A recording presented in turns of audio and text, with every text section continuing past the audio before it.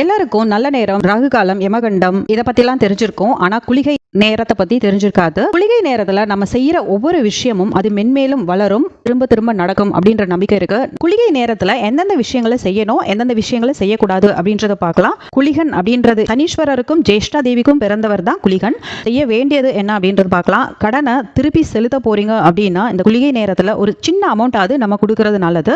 இந்த மாதிரி நம்ம கொடுக்கும்போது வாங்கின கடனை திரும்ப கொடுக்கறதுக்கான சூழ்நிலையை நமக்கு அமையும்.